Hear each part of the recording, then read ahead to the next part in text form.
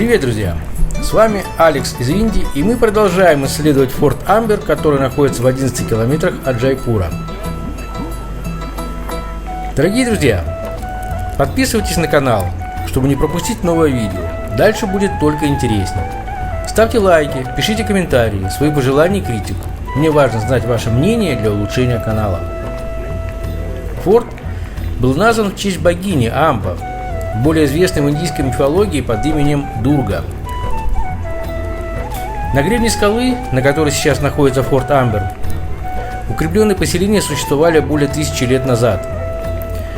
В XI веке здесь было основано княжество Джунхар, правители которой долгое время воевали с делийским султаном.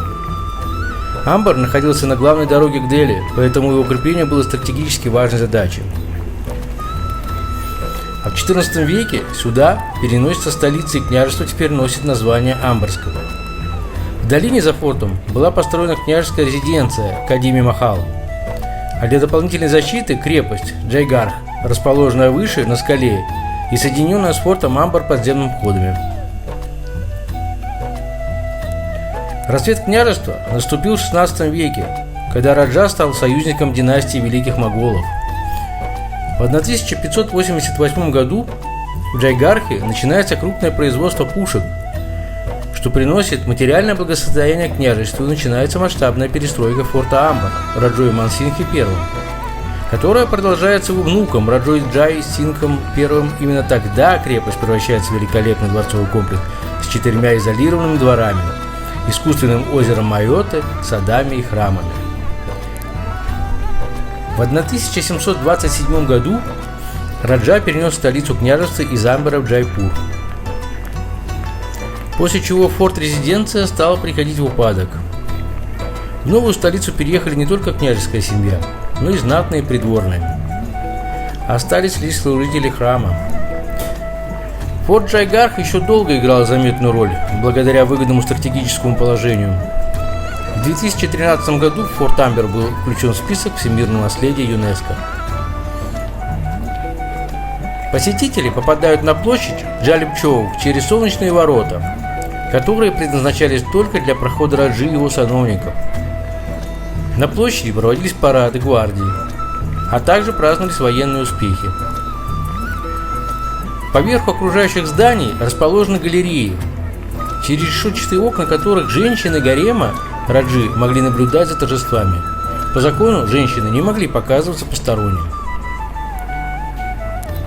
Далее, через львиные ворота можно попасть к павильону Дивана Им, где Раджа проводит публичные аудиенции.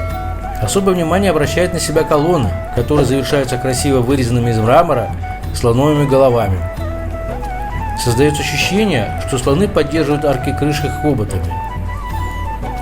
Рядом расположена терраса, с которой можно увидеть окрестности и город, а также искусственное озеро Майота и сад на острове.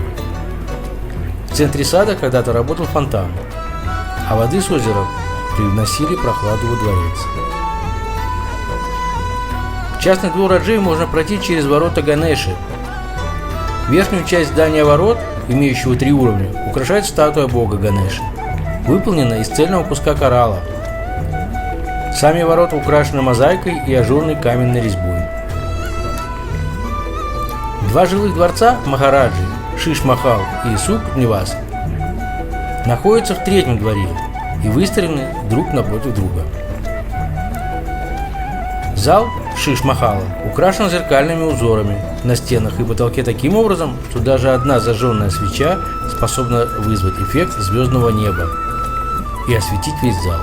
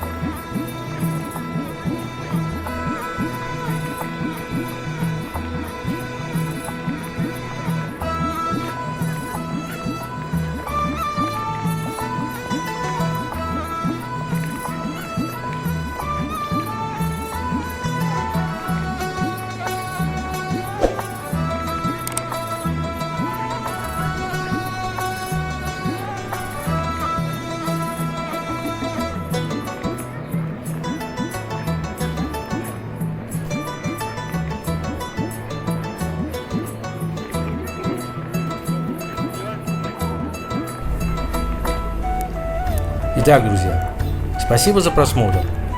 Не забываем подписываться, жать на колокольчик и ставить палец вверх.